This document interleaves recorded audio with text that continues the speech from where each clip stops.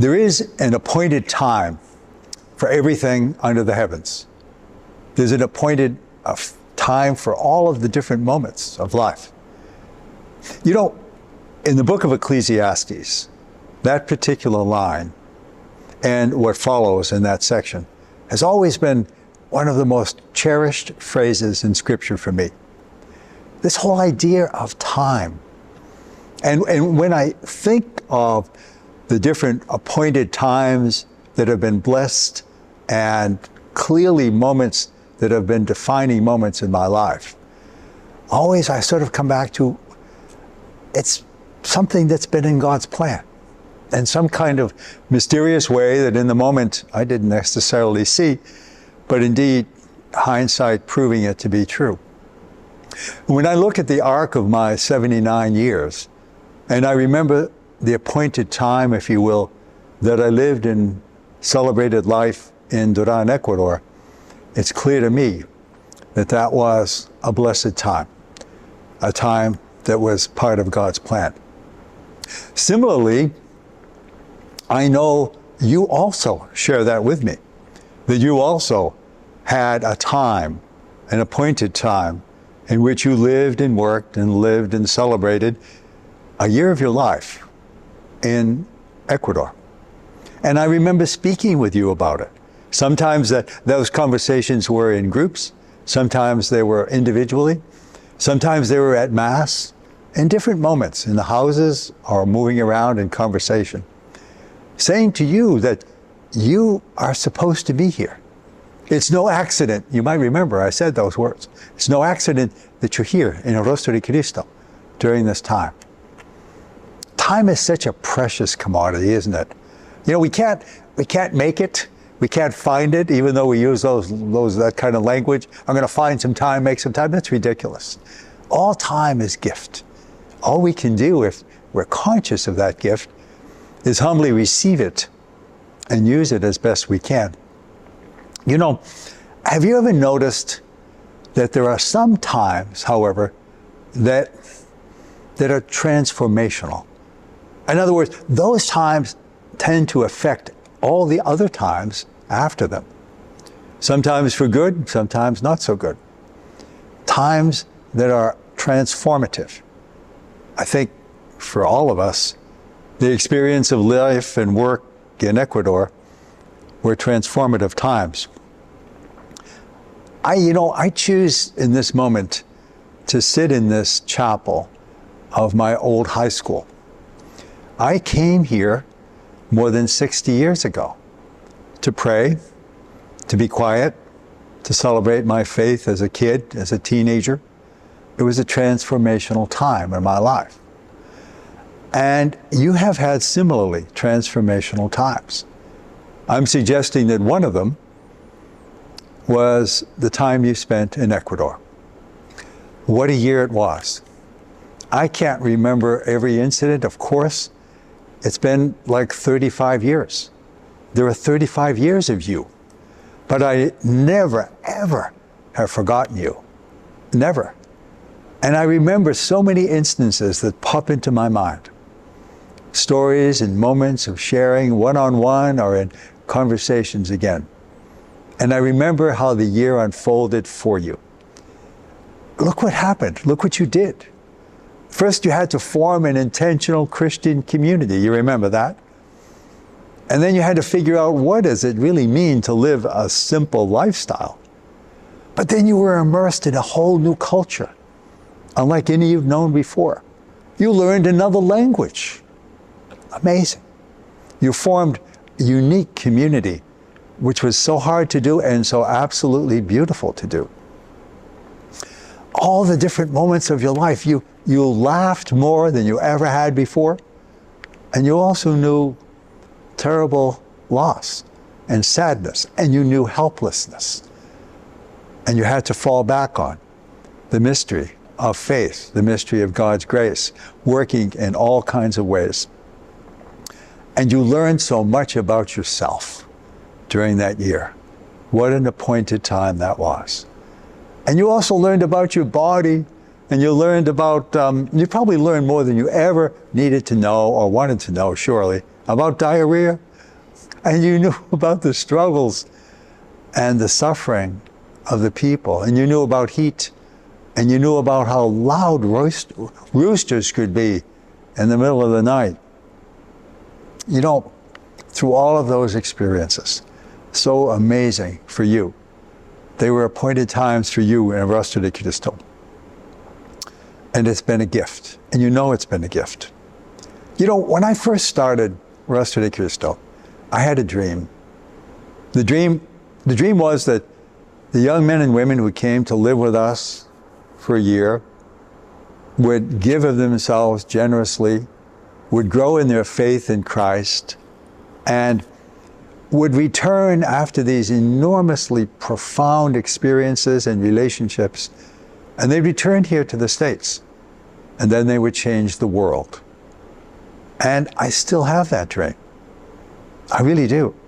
You know, our current mission statement talks about inviting young people to have transformational intercultural experiences, which would form a deepening faith, which would be committed to justice and living the gospel of Christ, making a difference, committed to justice, making a difference in their life. So you have had this amazing time. Maybe it was 10 or 20, maybe it was 30 years ago. It's hard to believe. But I wonder, how has that time affected your life? What's happened? Maybe life has just eaten it up and put it in the back shelf. All the busyness and business and occupations and the wonderful lives that you've lived all over the place. Perhaps your own families and the occupations and the worries and the losses. But Rostro de Cristo was not a one-shot deal, you know that. It was and is a transforming experience, a transformative experience, meant to be so. Are you satisfied that gift, and it is a gift, that you received in Ecuador, are you satisfied that it's in the right place in your life now? You know how much you received there. You know how much love you received there. You know how you were accepted. You know how you moved through the barrios and the streets. You know how that you were hugged like crazy, welcomed into people's homes, stumbled on the language, did amazing, amazing things. Are you proud of that year? You ought to be. Are you proud of how you're now living Rostro de Cristo? Now, in 2024. Are you satisfied? If you're like me, the answer is no.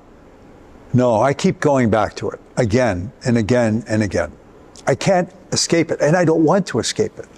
I want it to be a defining aspect of how I preach, teach, live, work, pray, interact with, appreciate a glass of water, enjoy the simplest things like maybe some air conditioning on a hot day, all these kinds of things. But I am writing to you or speaking to you today because I really wanted to bring back that gift, that remarkable appointed time, and ask you, is it okay now?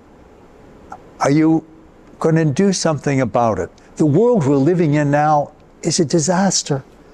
There is so much pain and so much injustice and such a struggle to find truth and goodness and dignity and respect and caring and love and a faith that truly works for justice, for justice. But that's your job. That's part of who you are. I want to ask you to refresh that year. I want to ask you to return to it in your heart, in your mind, and in all the parts of your life. What can you do? Is there something you can do or say or act? Is there some place you can go? Every one of us can do something, and we must do something. We must. Complacency would be like denying you ever did Rostro de Cristo.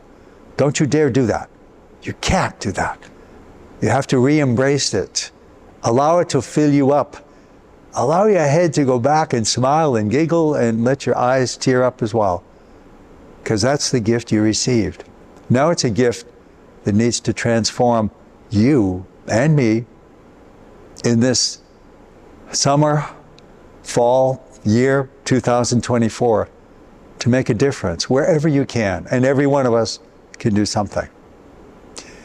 You know, most of you, and I was trying to remember, there probably are some who didn't have the experience, but I think most of you, sometime during your time there, when we received retreat groups from high schools or universities, and you escorted them and guided them and all that, but towards the end of the week, if you recall, we always made a trip to Nuevo Mundo.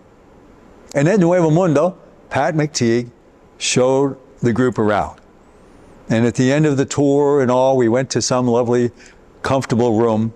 Pat circled everybody around and asked if anyone had questions, and the discussion went on a little bit.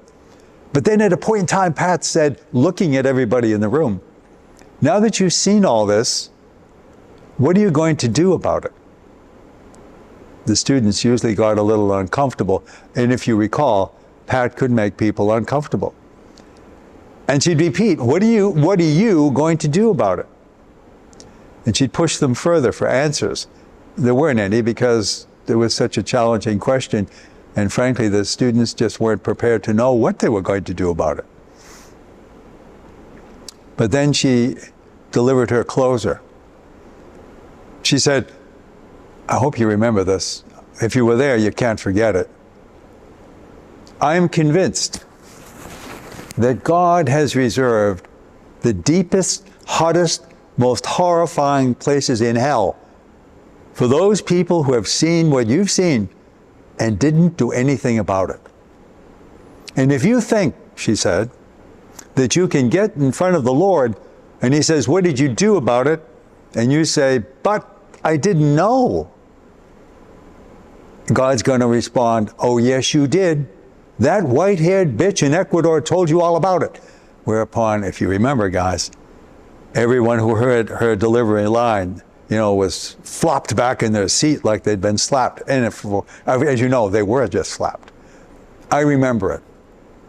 And I love Pat, one of the dearest friends. They were with Sonia Rendon. And, of course, along with our prayers for the people of Ecuador in this terribly troubled time, and the future of Rostro, as we try to reconfigure, we will, and we are, reconfiguring ourselves for service in the Dominican Republic, working with Haitian refugees, and also for a future we hope may come back to us when Ecuador is peaceful enough, back in Ecuador. In the meantime, I return to what I said a moment ago. I remember you.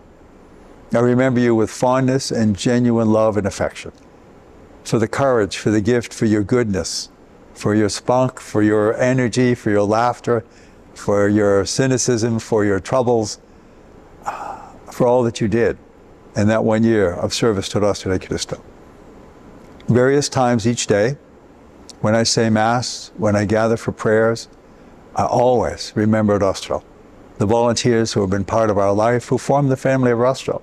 You're in it. You can't get out of it. The question then is now, how are you going to live it in these challenging times? May God bless each of you, your loving family and friends, now and always.